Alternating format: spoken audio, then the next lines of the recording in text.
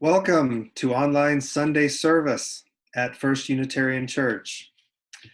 Hello, my name is George Grimm Howell, he, him, his, and I'm grateful for the opportunity to learn and grow with you as chair of your worship committee. It's so good to see all of you on here this morning in this brave new world of online worship. I especially want to welcome any visitors or newcomers. Please be sure to stay for the virtual coffee hour at the end of the service so that you can chat with a small group who will welcome you. Just a few points of orientation. The order of service, including music notes and the yellow page of church news, is available at the link in your chat window, as well as on the church website and the e-news email. We also want to remind you that recordings of our service are posted every Sunday afternoon on the church YouTube channel, which can be found at the second link in the chat. Closed captioning is available on the recordings for those who might find that helpful. Note that religious education is happening today as well. Ben Rosenzweig, wave Ben, is offering an online interactive children's chapel using Zoom, and it takes place right after coffee hour today at 11:30. The regular 6 p.m. children's chapel will not take place this evening. Instructions for the Zoom session are available in the e-news. First Unitarian is offering many activities online each week to keep us in touch. The church is sending regular emails as events are added. If you don't currently receive these emails and would like to, please comment in the chat box and we will get in touch with you. As we continue to grapple with the impacts of the coronavirus, please don't hesitate to reach out to our Reverend Kim Mason, our Care and Concerns team, and your church friends for support. We may not gather in person, but we are together as a community. Now, since one of the important aspects of worship is being present in community, we invite you to take a moment and turn on your webcams and wave to each other. Just switch to the gallery view so you can see everyone at once. Feel free to type your greetings in the Zoom chat box, but please keep your microphones off.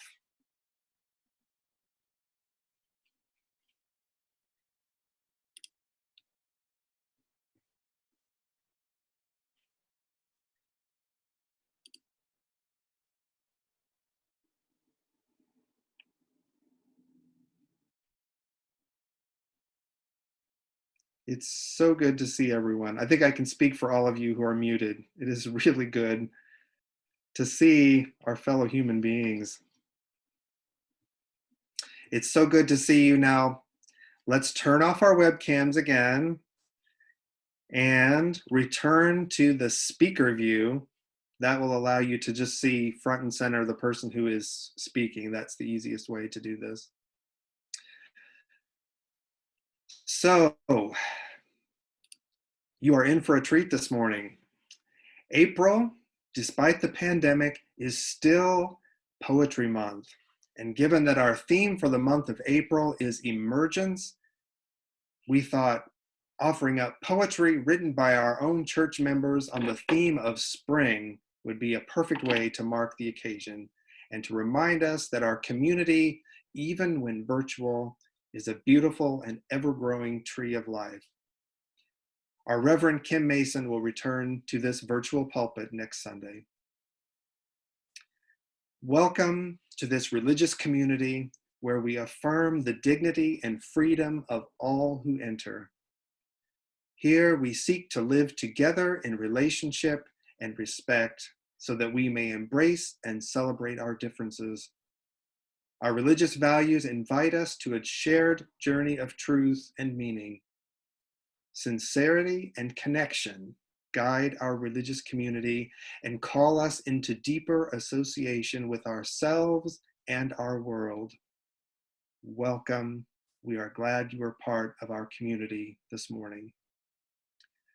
We now have a special treat. We will enjoy live the prelude performed by a member of our own church community, Aiden Haynes. This is a piece called Feeling Better.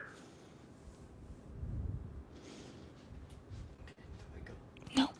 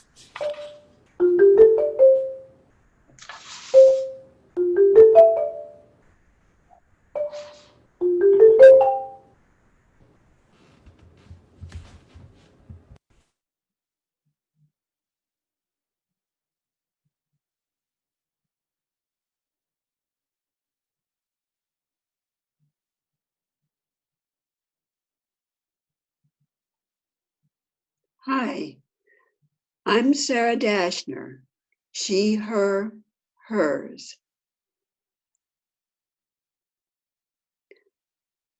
I'm proud to serve this church as a longtime member of your worship committee. Our call to worship this morning is from Kayla Desha. Look to this day, for it is life the very life of life. In its brief course lie all the verities and realities of your existence. The bliss of growth, the glory of action, the splendor of beauty. For yesterday is but a dream, and tomorrow is only a vision. But today, well lived, makes every yesterday a dream of happiness, and every tomorrow a vision of hope. Look well, therefore, to this day. Please join us in singing our opening hymn, our recurring hymn for the month of April, O Day of Light and Gladness, hymn number 270 on your screen.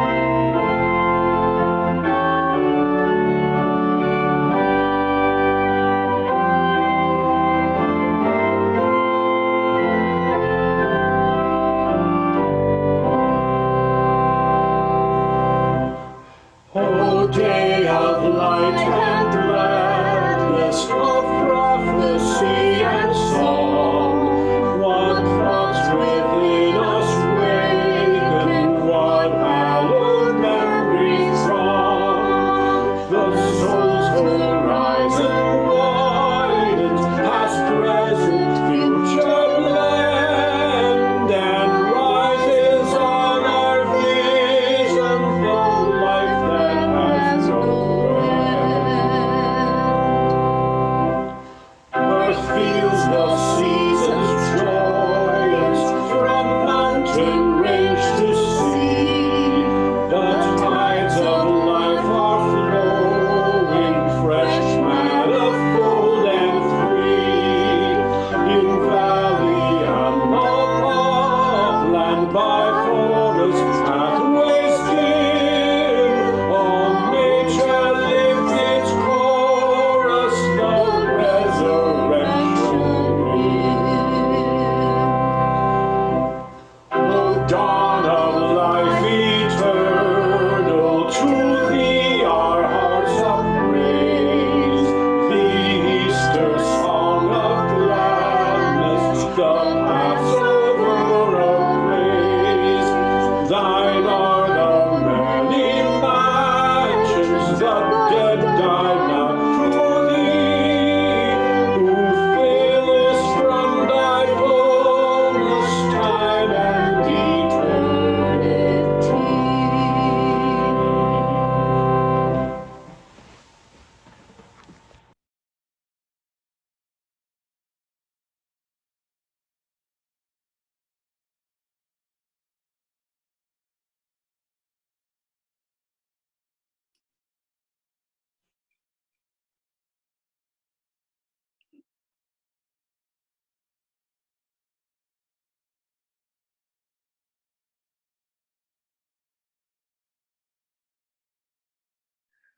We gather this hour as people of faith, with joys and sorrows, gifts and needs.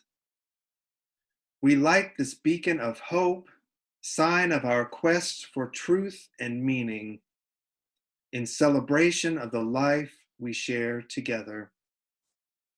Please join us in our sung response.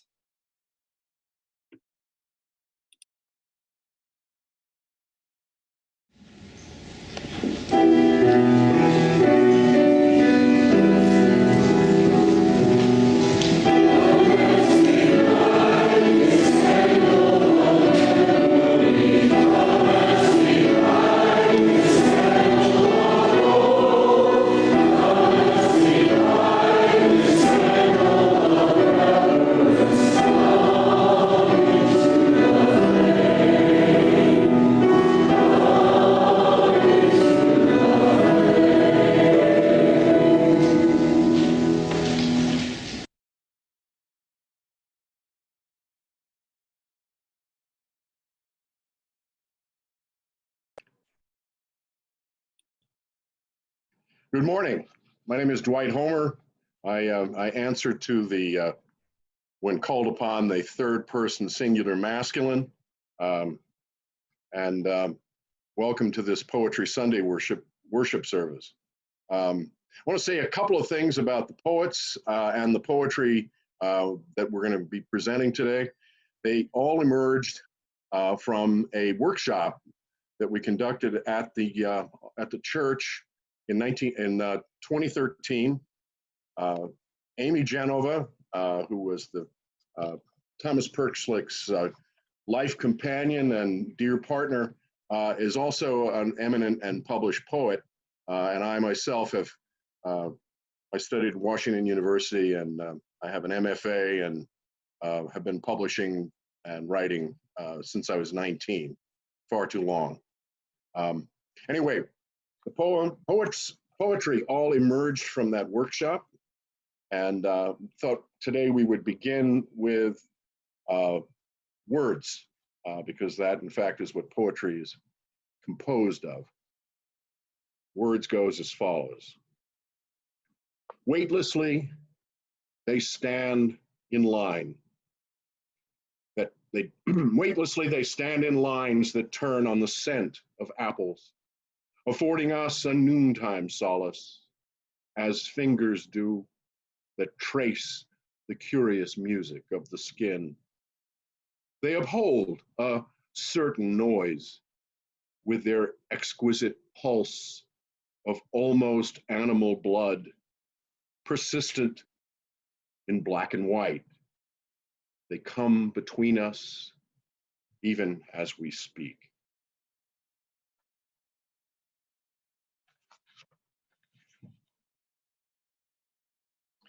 The second poem was written by Stanley Vail. He was a member of the workshop, and it is as topical as it gets. It's titled Spring. The clouds are white and gray. The sky is intensely blue. Buds are pushing to become green leaves and gay flowers. Colors brighten the world. Warmth fills the air. My heart fills with joy. It is spring.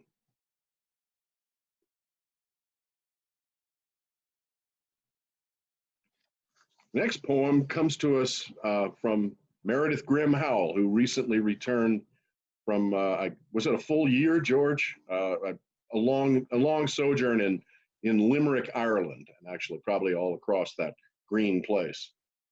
Anyway, she comes away from that experience with this poem. It's untitled, but it speaks very well to the experience of spring on that emerald island. The wind feels like it could lift me off the ground. How many people have felt that wind? Certainly more than have felt it back home.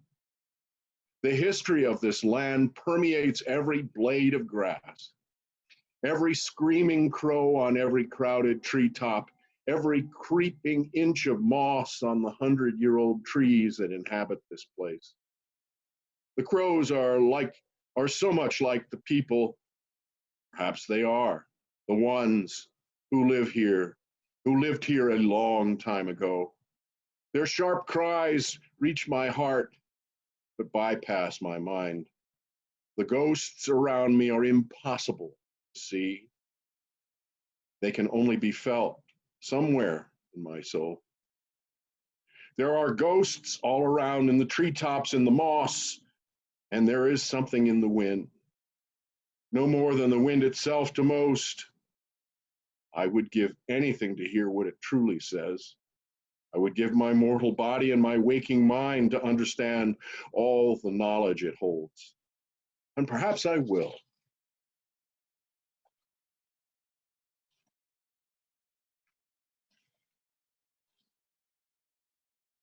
This next poem comes to us from Charles Manley, who is another published poet who participated in the workshop. And I should say this about Charles, his tongue was always somewhere deeply located in his cheek. And he had this, he had this disposition to describe his poetry as doggerel, although that was entirely not the case. It was, however, very playful, and I will read, "You too can be a clod," with apologies to William Wordsworth. I wandered lonely as a clod, but thought it was distinctly odd. While I was low down upon the ground, my friends were pie in the sky. But then I found the reason why. I'd quite forgot the letter U. As soon as U was reinserted, I soared high, now undeserted. While my heart with pleasure fills to view the jocund daffodils.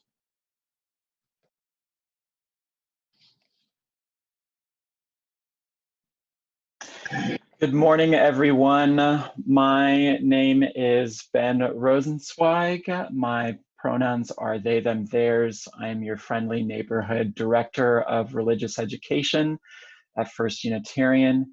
And today we're going to be reading a story called Sustaining the Tree of Life by Reverend Lynn Gardner. Sarah and George are going to help me out by playing the two characters in this story. The tree stood in the middle of the village. Its trunk was so large that it took 6 people holding hands to reach around it. The roots were strong and wide, and its branches spread out over the village square, offering shelter from the rain or shade from the summer sun. Its fruit was juicy, sweet, and plentiful. Now, the people of the village loved the tree. Children played beneath it and climbed its lower branches. Young people knew that if you whispered your dreams to the tree, they were more likely to come true. People who proclaimed their love or friendship for one another beneath its branches found their relationships to be nourishing, and elders discovered that their sweetest memories could be counted on when they were near the great tree. The tree had been witness to so much, and when the breezes blew through the trees, one could hear echoes of generations, laughter, conversations, dreams, prayers, and songs. Now, animals loved the tree too. Rabbits lived in burrows under the roots, squirrels and monkeys lived in the branches, and bats and birds flew in to eat the abundant fruit. The tree seemed to buzz with life. One day, a traveling merchant arrived in the village. He rested in the shade and ate 2 pieces of delicious fruit. This fruit is incredible. I would like to have some to sell in the next villages that I visit. Who owns this tree? No one owns this tree. If anything, we belong to it. Well, then if no one owns the tree, no one will mind if I pick the fruit. And the merchant began to fill a basket. I mind, and today I am the keeper of the tree. What do you mean, keeper of the tree? We each take our turn being here with the tree. We could never own it. We are here as protectors and sustainers. Pah, that's ridiculous. This tree doesn't need you. You could just take what you need, take what you want. The tree will continue. But the villager couldn't be persuaded. Sir, this tree isn't like that. We don't come here to take from it, even though we receive much. We are keepers of the tree because this is where we are nourished. This is where some of our most precious memories are and where our people have dreamed. This is where we remember who we want to become. Well, you may think this tree is very special, but it still doesn't need you to sit with it. That is preposterous. The tree may not need me, but what of the others who come by? Just this morning, I sat with a woman whose heart was heavy with worry. Had I not been here, she would have had to carry that weight alone. And this afternoon, a tired couple came by and they rested with me. They said they had been looking for a place like this. And then an elder came by and we watched the birds in the branches together. And now you are here. You were confused about what this tree is and how to be with it. Imagine if you had arrived and not found anyone here to talk with. You might have continued thinking that everything you do is all about you. Luckily for you, my friend, I am here to let you know that when you care for the tree of life, it becomes so much more than just you. And the merchant sat for a while in the shade, thinking about these ideas that felt new and a little challenging. As the sun went down, he picked up his bag and headed out of town, whistling a song that he hadn't thought of in years. On his way, he shared a smile with each person he met, his heart feeling strangely light and joyful. And the people of the village, they continue to sustain the tree of life, to care for one another and to share their gifts with grace and gratitude. May it be so for each of us.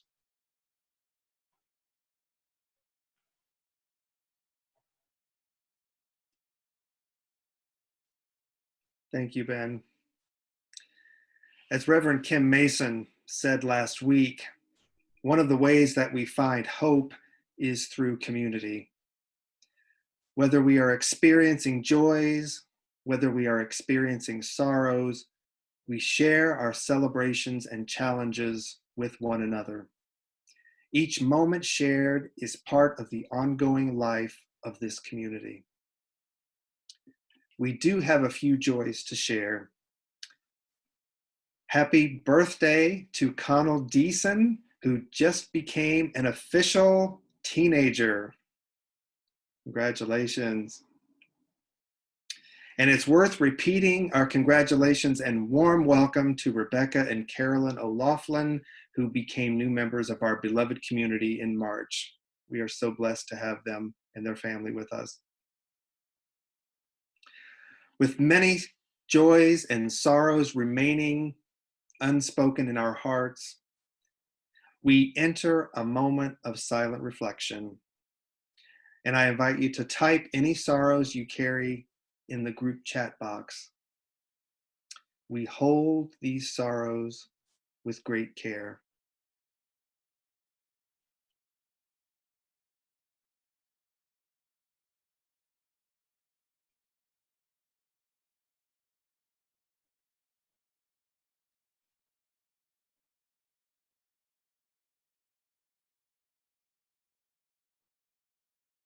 We're reading of a friend who might have cancer at age 51.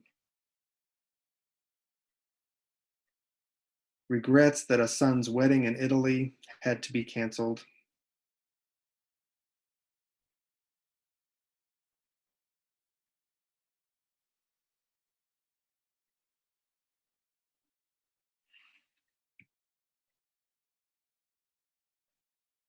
We remember the anniversary of the Oklahoma City bombing, where our church member Joanne Bolton lost a dear friend.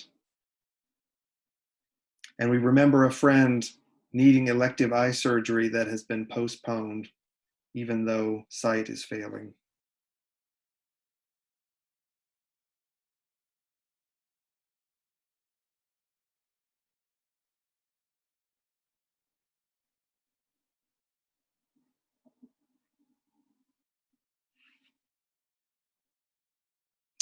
Now I invite you, oh, sorry, we have one more.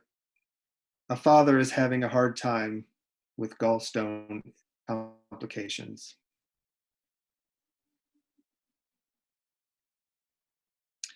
And now I invite you to pause and share any joys that you carry in the group chat box. We hold these joys with gladness.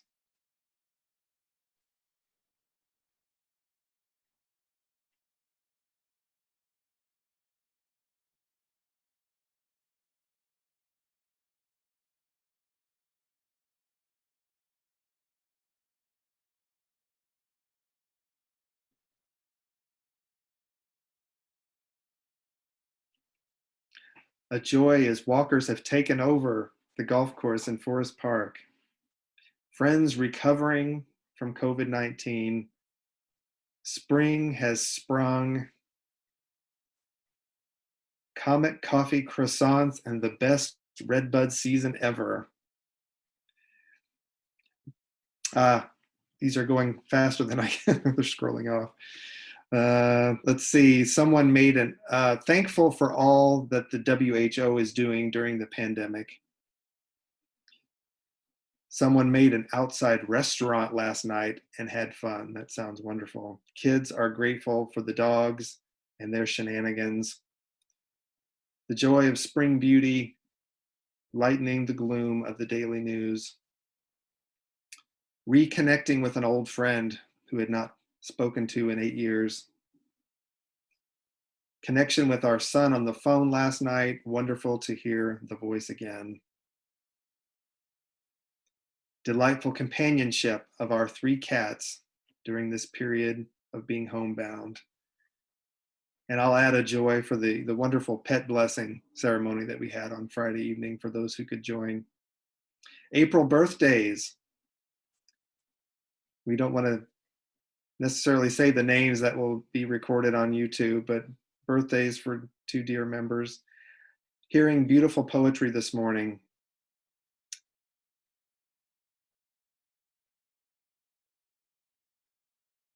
And sounds like someone needs a meeting password. I'll let the chat monitor help that person out. I ordered a keyboard to keep the family entertained. Now that sounds like a fun idea. Made a dinner last night and didn't blow the kitchen up for a 2nd week in a row. Yay. That is a joy. That is a joy. All right, thank you all. We're going to turn our attention to a time of meditation. This is a stressful time for so many of us, and we have to learn new ways to care for each other. We have to learn to care for people outside of our circle as we find that we are connected to the wider community in ways we never thought possible. I invite you to enter a time of guided meditation. My words are inspired by the Buddhist loving kindness meditation. It's a very simple meditation accessible to everyone in all faith traditions.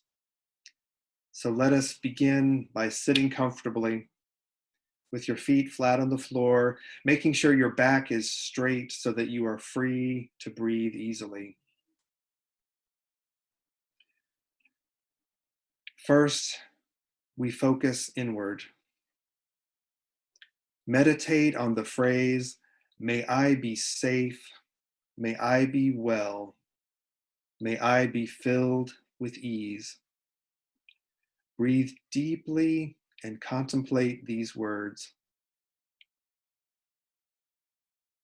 May I be safe, may I be well, may I be filled with ease.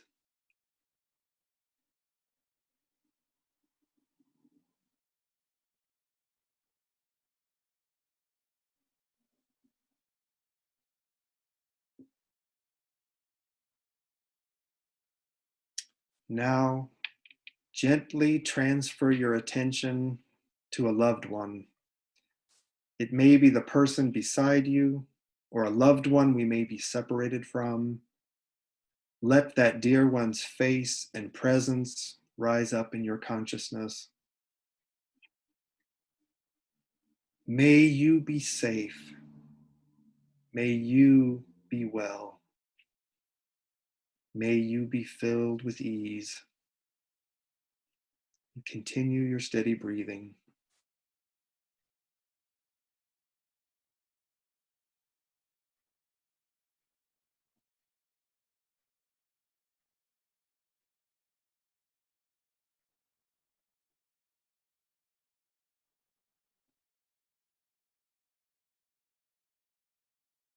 Now let us turn to the wider community, our circle of connections.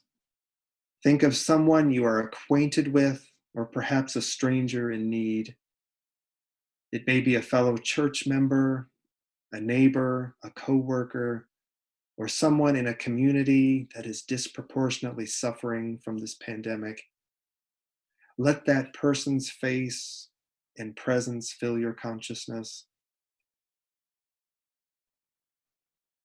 May you be safe. May you be well. May you be filled with ease.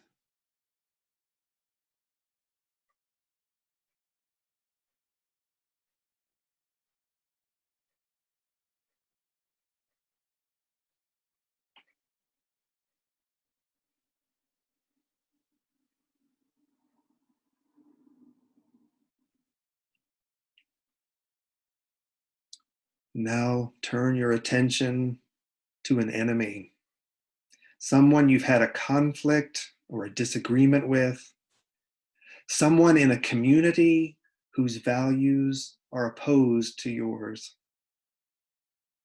Soften your heart, relax your body, give your full human attention to that person's being, contemplating their worth and dignity. May you be safe. May you be well.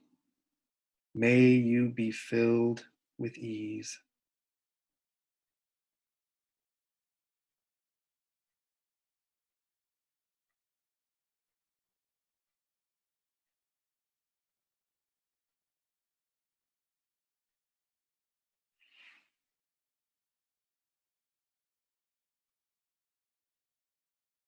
Finally, let us zoom out.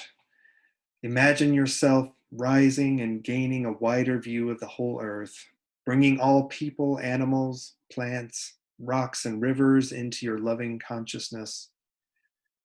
Contemplate the joy of being itself. Listen to the cries of pain and suffering, the suffering of human communities and of the earth itself. May all beings everywhere be safe. May all beings everywhere be well. May all beings everywhere be filled with ease.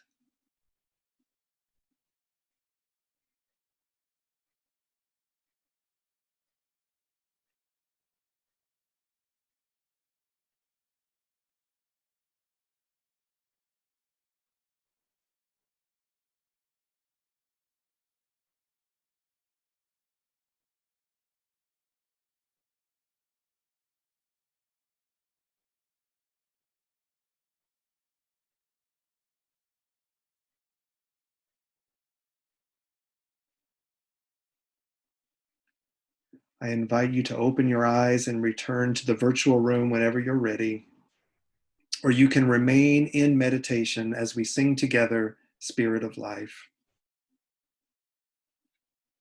Spirit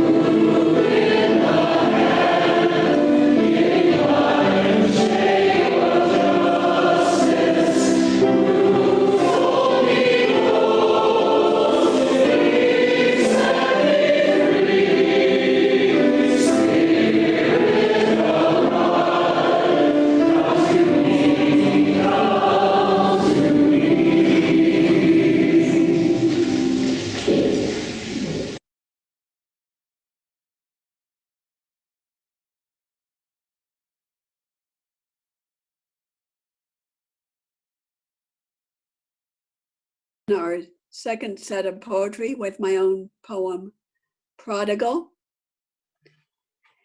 In the middle of our years, we think the world needs our saving. We plant our seeds of wisdom to grow like crops a-waving. We labor in the gentle rain. We cultivate in sunshine. We believe that our work will bring a harvest in our lifetime. The earth accepts our tenderness and sends its answer back. Broadleaf and dandelions fill every clay-lined crack. When hail beats down and young stalks break, instead of bending, we understand in age that the world just keeps on spending.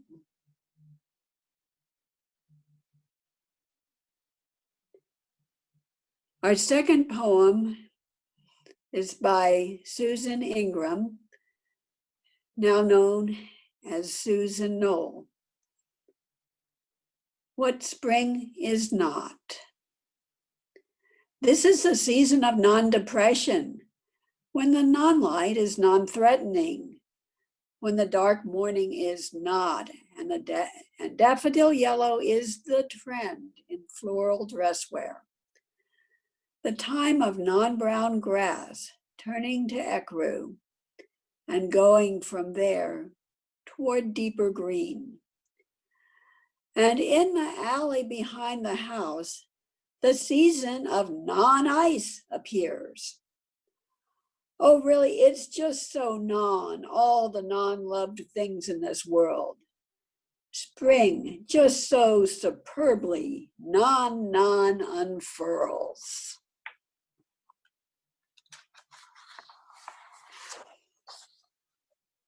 And our final poem of this set is from our mentor, Amy Genova, Life in Rose. I inhale roses, taste the river of running roses like spring salmon, of foam-washed rain roses. Drink from mother's twin plum roses, ride on her rose-scented hips.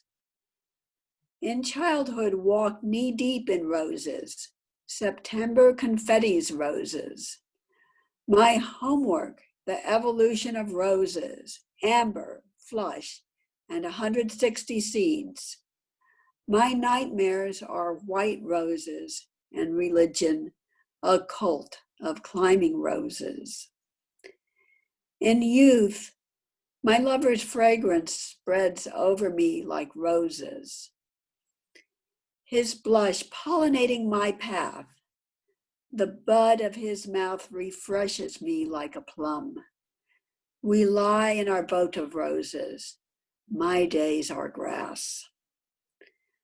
As blooms open past opening, I wilt and thorn. But do not cry for me.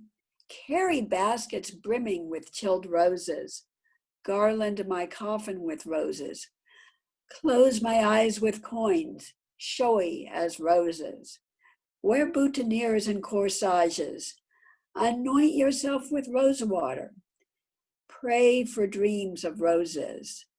My hair plaited once more with roses. With the last shovel, let there be roses.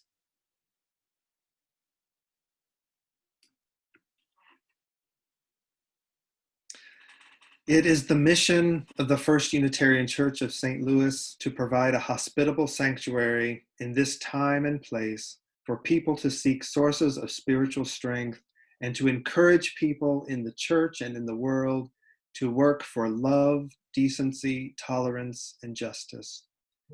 As we lean into the continuation of this stay-at-home order, the ministries of the church continue.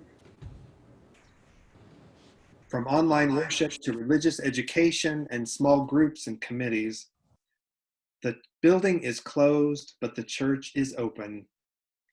We need your support now for our programs, for online and other activities. There are easy ways to donate right now, including paying online or texting to give, as you see on your screen. Visit the church website or follow these instructions, and thank you for your generosity. We'll now hear again from Aidan with a piece called Sueños.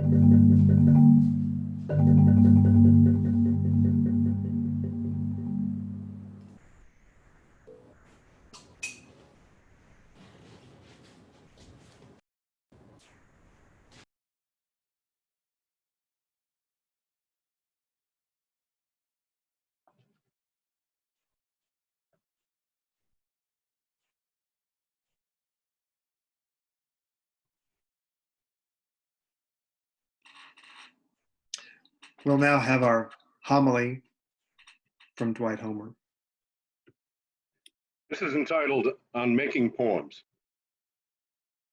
At least for me, poetry happens at the point where the sounds and shapes of words are made to capture the meaningful parts of experience. Poems, when they're successful, imitate consciousness itself, while the peculiar properties of utterance that go with a poem are the products of selection. Think of this as a kind of radical sampling from the otherwise overwhelming flood of conscious experience. Think for a moment how meaning is emergent amid the welter of conscious life. Stuff happens to us and by us, and sometimes that happening resonates so that we apprehend pattern and significance. In making a poem out of that experience, I want the poem to tell itself in a way that is as perfectly beautiful as I can make it. Beauty has to do with rightness apprehended. Sensory details that distinguish the experience in some way, so that we know somehow that they stand correctly for that experience as tellingly as possible.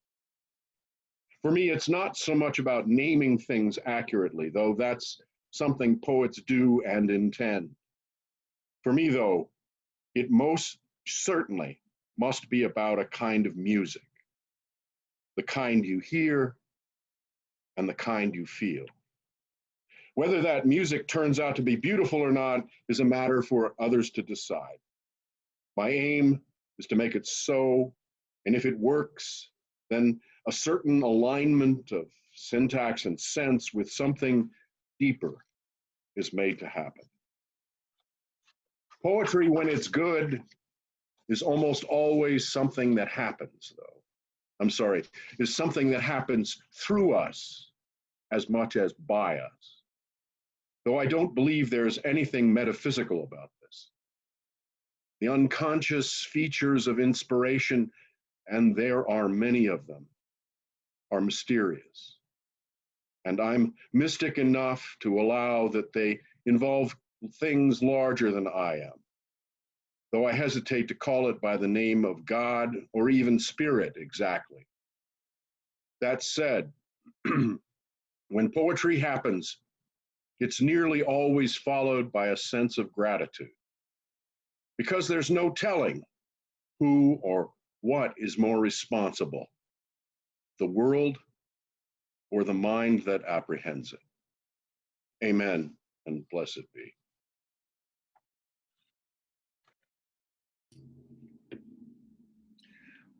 We'll now move to our third and final set of poetry. This poem is by Joan Oliver, The Stand of Bamboo. They are bent at the waist over my neighbor's wooden privacy fence, arms and gleaming, glossy green tresses flung forward into my yard. Bearing the burden of a half-foot of snow on their backs, they shelter the first half-foot with their arms, where it seeps into deep cracks, too parched to know their thirst. The massive March snow was too late by far for 3 bushes planted just before the great fatal fever of July. Desiccated skeletons remain. Gaia, your late snow has saved us, and you, may you always be supple as bamboo.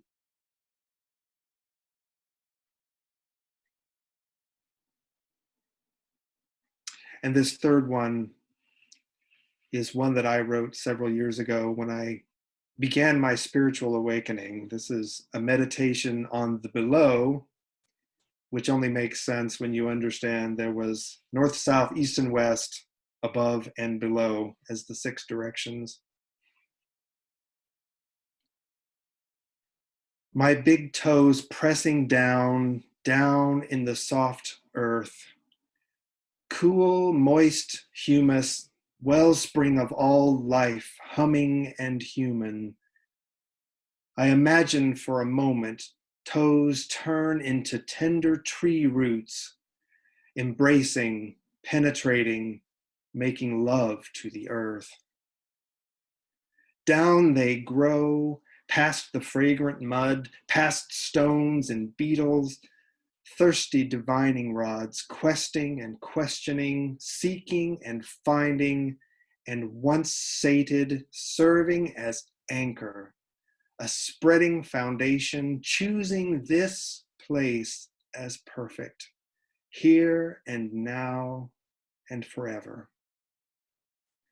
With source tapped, life now anchored shoots up and out and everywhere. Fingers, leaves, flowers perfumed and passionate, drawing life to life. Bees and birds, women and water, men and butterflies, worshiping at the source of life and being. Foolish questions fall away as nurture and nature abide together, bound and bonded, birthing and bountiful, fecund, that word I love, that's dirt and sex and lovely life, joining us all in one never-ending cosmic orgasmic organism. Root us here, O Mother Earth. Receive the sky into your blossoming bosom that nourishes bodies and branches, souls and seekers, prayers that prance and crawl and walk and fly into the sun for one glorious moment before plunging back into the black source of all.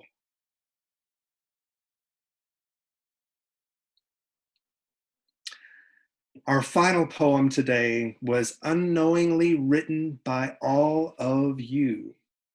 Claire has collected all of the joys shared in the chat over the past few weeks, removed any personal information, and transformed your words into a work of visual poetry, a word cloud poem titled Emerging Joy.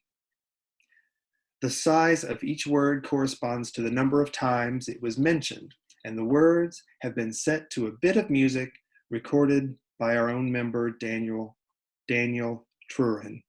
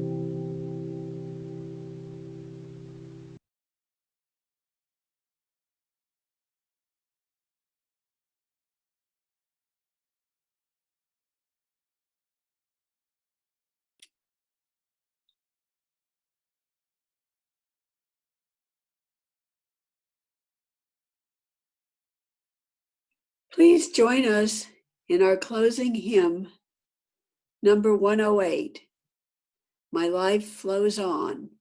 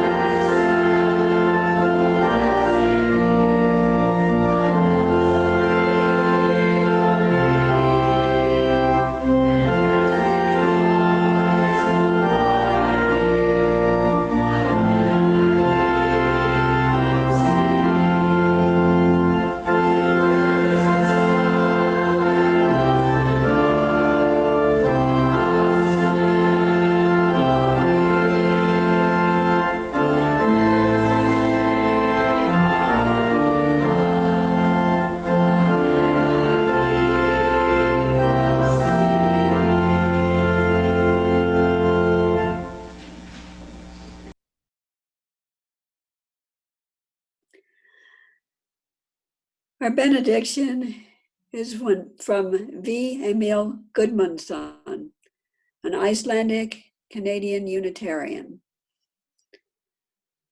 And now, may we have faith in life to do wise planting, that the generations to come may reap even more abundantly than we.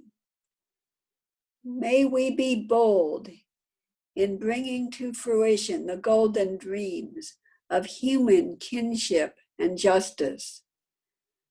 This we ask, that the fields of promise become fields of reality.